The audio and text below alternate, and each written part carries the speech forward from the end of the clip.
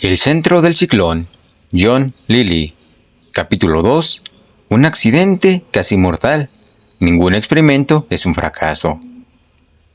En el uso y el mal uso del LSD, hay que tener en cuenta que, si uno tiene programas autodestructores, debe procurar estrictamente contar con un guía y un consejo adecuado. Antes, durante y después de las sesiones, debido a la calidad liberadora del periodo de crisálida causada por el LSD, se liberan programas por debajo de los niveles de conciencia. En el estado normal de conciencia hay contraprogramas mortales que trabajan contra aquellos. En el estado LSD se pierden las conexiones entre los programas que aseguran la supervivencia del organismo. Durante la segunda sesión de LSD se habían liberado grandes cantidades de dolor, de ira, de culpabilidad. Durante aquella sesión había conseguido romper mis lazos emocionales con mi esposa. Esto causó la liberación de un programa mortal, aunque no lo advertí hasta después de pronunciar mi discurso y apretar el botón del ascensor. En las semanas que siguieron a mi salida del hospital, pude reconstruir el periodo de amnesia y saber lo que había pasado. Por lo visto, había subido a mi habitación del hotel, sintiéndome sumamente solo y dolorido, lleno de remordimientos y presa de un programa que no reconocí. La sesión de LSD me había hecho perder muchas defensas contra este programa en particular. Me resisto a entrar en detalles de este episodio, porque, como dijo Freud, al llegar a cierto punto, uno debe ser discreto consigo mismo y con sus amigos. Solo daré los detalles orgánicos biológicos, sin mencionar los significados psicológicos personales, para demostrar cómo un programa almacenado que se impone puede causar un accidente. Al ponerme una inyección de antibiótico, inyecté accidentalmente bajo mi piel una espuma procedente de un detergente. La jeringuilla contenía un residuo de detergente que yo no había limpiado bien.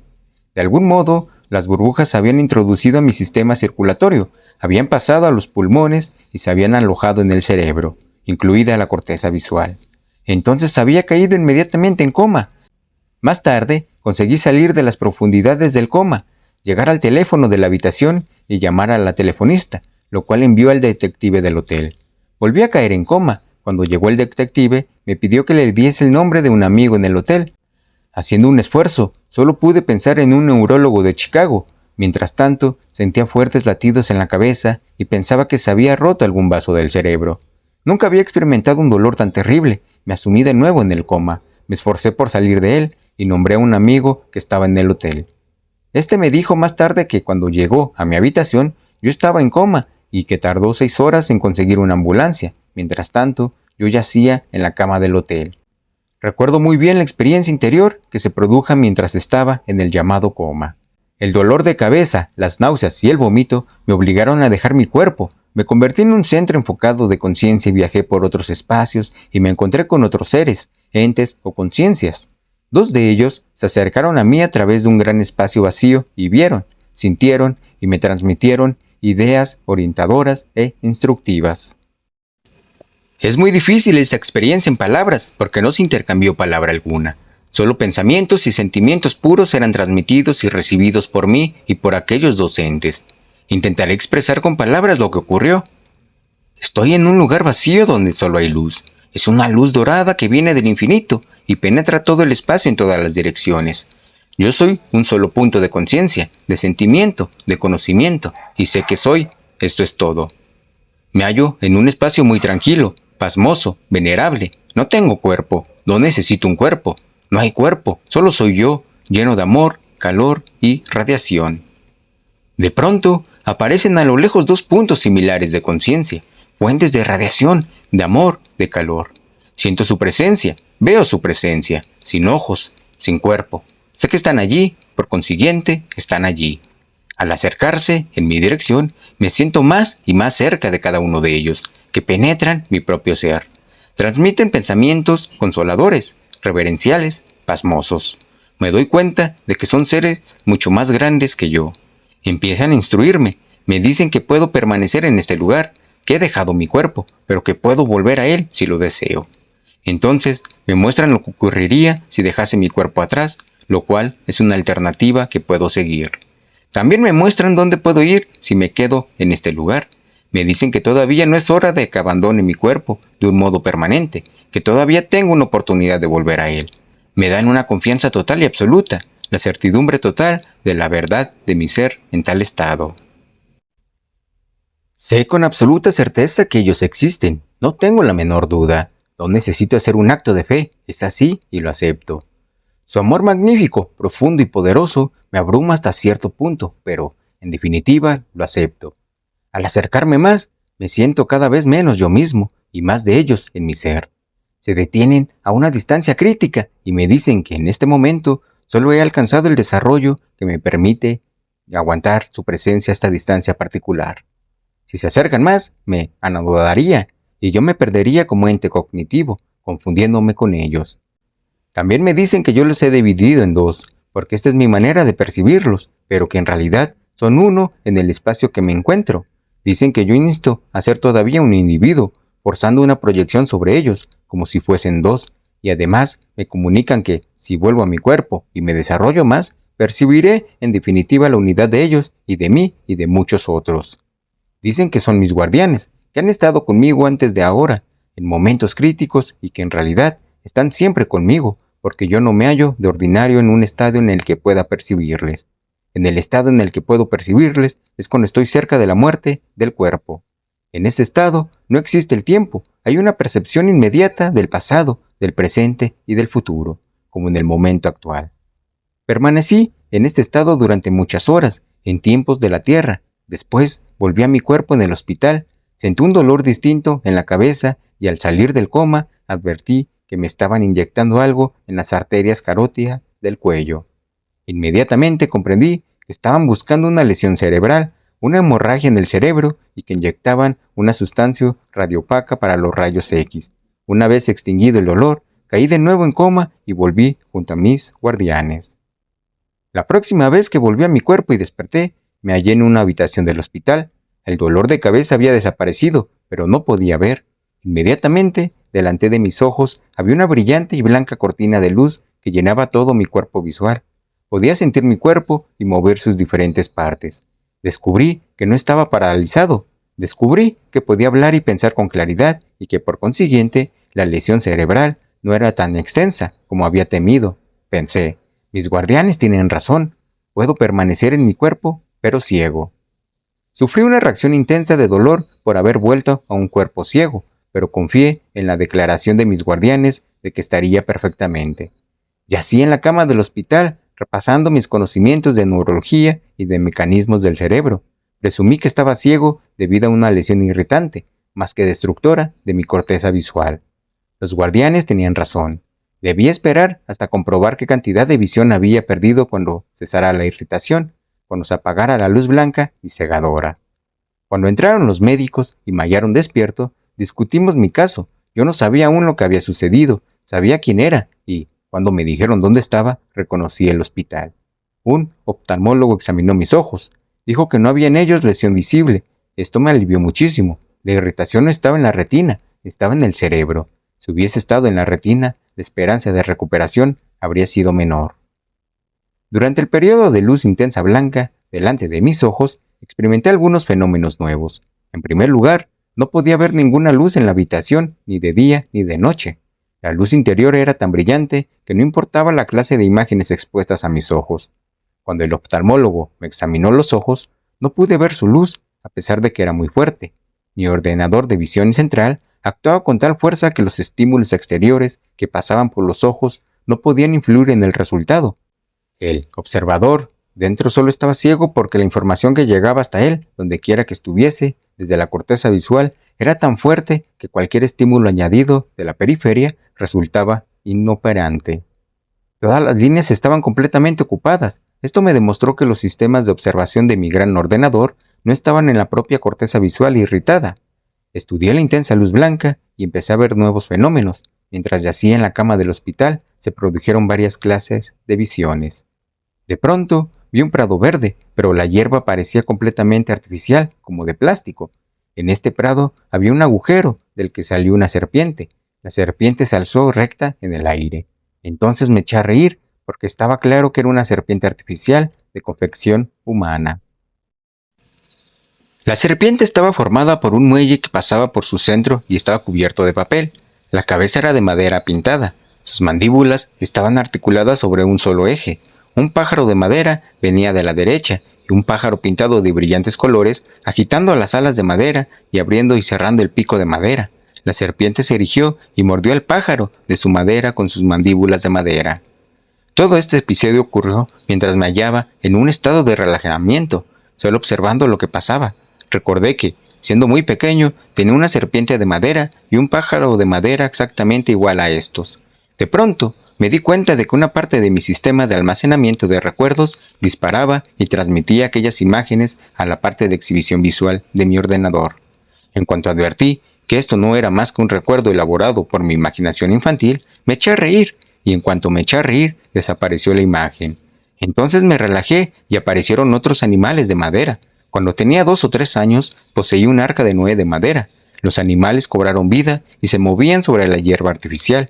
Características de sus movimientos eran la vacilación y el bamboleo de los mismos, como si el niño imaginase estos animales y los obligase a moverse. El niño creaba este movimiento en su imaginación, y el resultado no era muy bueno. Esta vacilación característica de las construcciones, por lo visto, una propiedad del cerebro infantil en épocas mucho más tempranas. Durante las siguientes 48 horas, el brillo de la luz blanca fue menguando poco a poco. Desaparecieron las visiones infantiles y en su lugar apareció un hervidero de puntos de luz y de obscuridad, parecidos a insectos que se movían en el campo visual. Descubrí que podía programar su dirección de vuelo y su velocidad. Si pensaba que se moverían en una dirección determinada, el hervidero se movía después en esa dirección. Mi programación se anticipó a los sucesos, pensaba. Ahora se moverán hacia la derecha, y a los pocos segundos se movían hacia la derecha. Se mete un programa en el ordenador y este ejecuta el programa y produce el resultado. Más tarde supe que, para un programa muy complejo, este programa puede requerir de 3 a 4 minutos. En aquel hervidero de puntos como insectos, la dilación era de unos pocos segundos. Cuando el neurólogo de guardia me visitó durante este periodo, le dije algo de estas imágenes visuales que estaba viendo. «Oh, son alucinaciones», me respondió. «¿Quiere que lo vea un psiquiatra?» «Esto no es cuestión de psiquiatras», le repliqué. «Esto nos dará información sobre qué parte del cerebro están irritadas», y pensé, debería llamar a uno de mis amigos neurólogos franceses, que comprende la producción de imágenes visuales por irritación de diversas partes del cerebro. Esta antigua tendencia de los médicos a atribuir las alucinaciones exclusivamente a personas mentalmente enfermas y a calificar de alucinaciones las imágenes visuales es algo que me preocupa desde hace años. Sin embargo, aprendí mi lección y no volví a hablar de estas cuestiones con ningún miembro del personal que me atendía. La brillante luz blanca decreció con intensidad y después de 18 horas llegué a un punto en que los estímulos de los ojos podían penetrar en mí. La primera vez que pude volver a ver fue en plena noche, cuando entró una enfermera para ponerme una inyección. Había una sola luz en la habitación y a través de la niebla de la luz blanca interna residual vi 2 círculos negros y una cara borrosa detrás de ellos. Era la cara de la enfermera y le dije, riendo aliviado, «Parece usted una lechuza». «¿Ya ve usted?», me preguntó. «Sí», le respondí, y ella salió y fue en busca de uno de los médicos para que examinara los ojos. Dentro de las 24 horas siguientes recobré mi visión casi totalmente intacta. Solo había 2 manchitas debajo de mi punto de fijación, una en cada ojo, que persistieron. Sucesivas pruebas definieron estas 2 lagunas en mi cuerpo visual y resultaron ser muy pequeñas. El oftalmólogo de servicio dijo que podría remediarse en unas pocas semanas, pero no fue así, y en los años que siguieron, estas 2 manchitas permanecieron continuamente para recordarme los peligros que puede acarrear esta clase de experimentos. Incluso hoy, después de 5 años, me resulta difícil leer columnas de números. Las manchas están debajo de los puntos de fijación y no veo subir las cifras al leerlas verticalmente. En cambio, puedo leerlas horizontalmente con total facilidad. Me dijeron que convenía una convalecencia de 6 semanas sin leer demasiado, dejando que mi sistema nervioso se recuperase completamente. Un amigo me ofreció alojamiento en su casa durante algún tiempo. Fui al campo y pasé las 6 semanas siguientes recobrando fuerzas. Durante este periodo de convalecencia, analicé lo que había pasado, recobré la mayoría de mis recuerdos y reconstruí la visión de mí mismo y mi visión de dónde quería ir. Resultó que aquella experiencia de los guardianes era la 4ª vez que se había producido. Con anterioridad, había abandonado 3 veces mi cuerpo y siempre bajo amenaza de muerte. La primera vez que pude recordar fue cuando tenía 7 años y me extirparon las amígdalas anestesiándome con éter.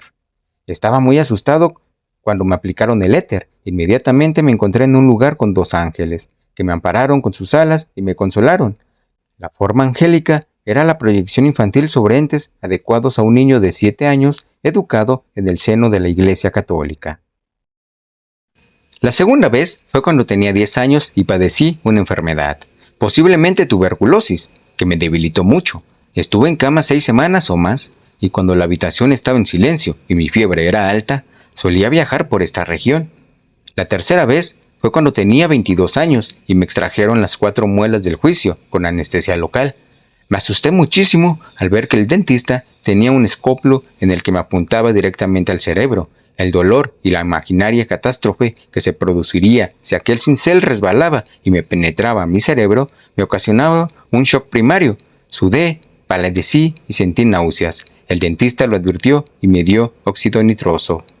Bajo los efectos de óxido, entré en un espacio giratorio, en una experiencia total en la que todo se remolinaba. Giraban el sonido, la luz, mi cuerpo y todo el universo. De pronto, pasé de aquel espacio a otro en el que estaban los 2 guardianes.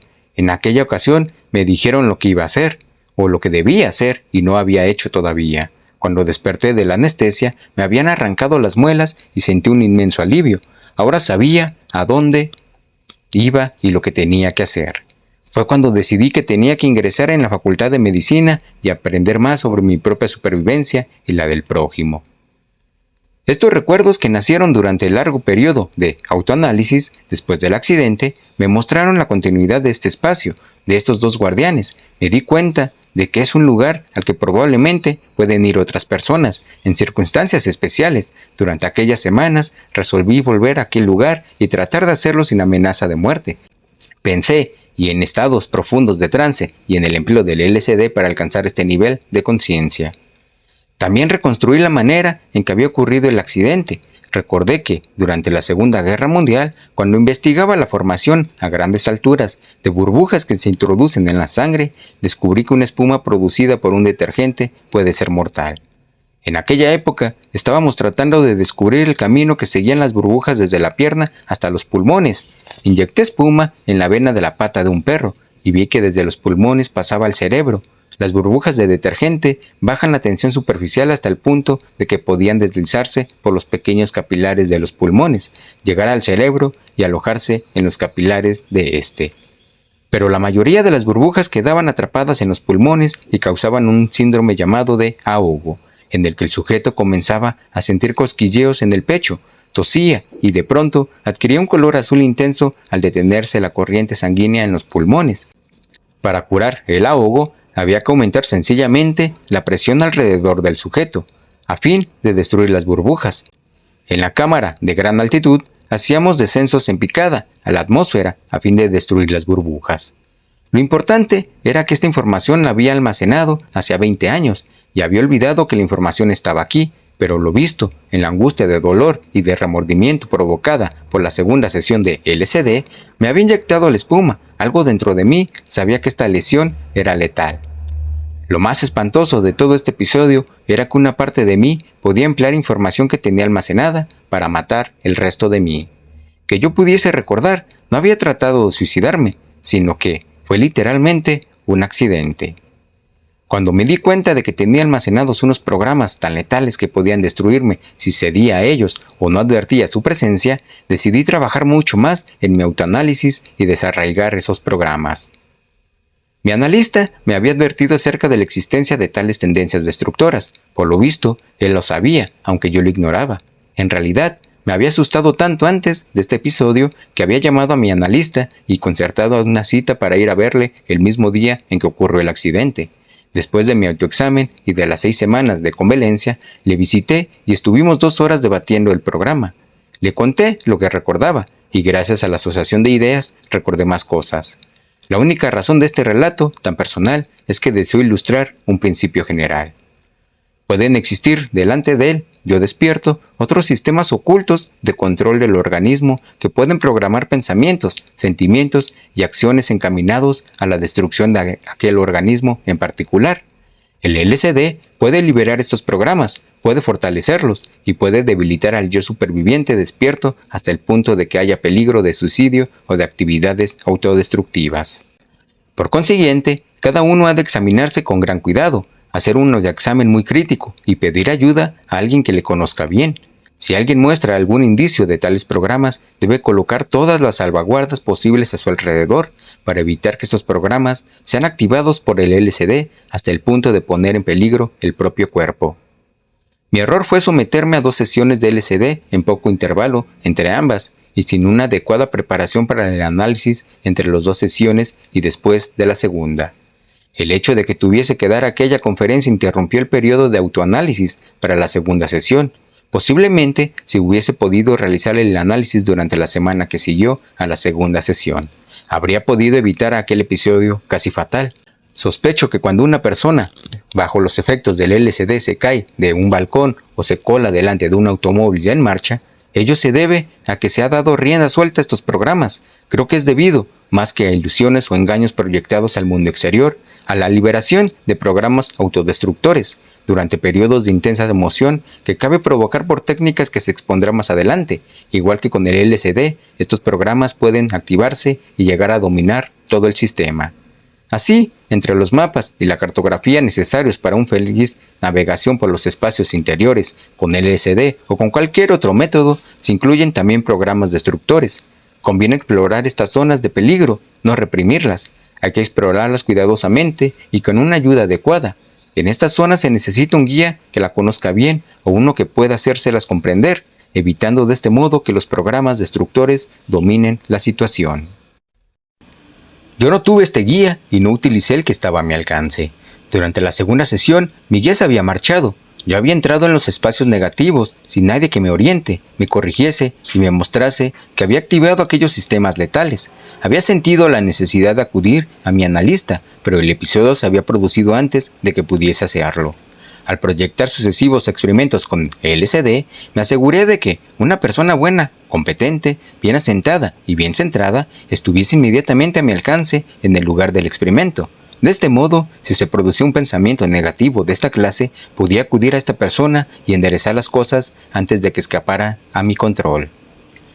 Yo había aprendido mucho de este episodio, pues como dicen los círculos científicos, ningún experimento es un fracaso.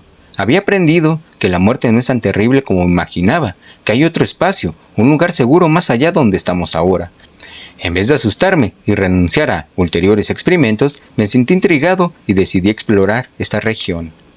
Monté experimentos empleando el LSD en el depósito de soledad, aislamiento y confinamiento, flotando en la oscuridad y en el silencio.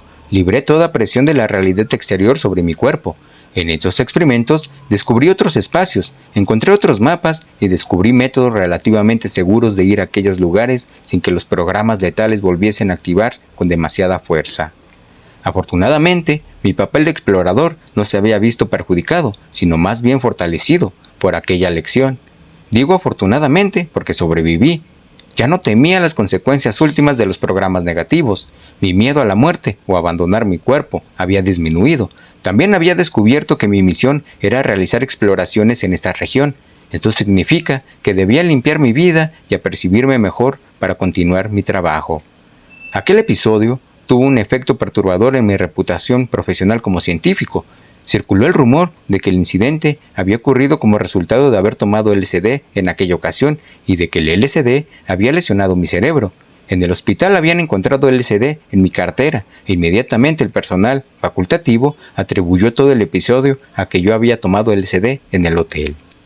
Esto no era verdad y el rumor de que mi cerebro se había lesionado quedó desmentido cuando más tarde me sometí a un examen neurológico del que resultó que aquel estaba intacto. Conté el número de ampollas de LSD. Había 6 ampollas, una caja entera, y ahora quedaban 4. En la medida de lo posible, he expuesto los hechos y las lecciones que aprendí. Aplíquese el lector, le cuento. Lea de nuevo el relato. Póngase en mi lugar. Absórbalo. Grok in Fullness. Puede que algún día le sirva para salvar un pasaje difícil en un viaje fallido.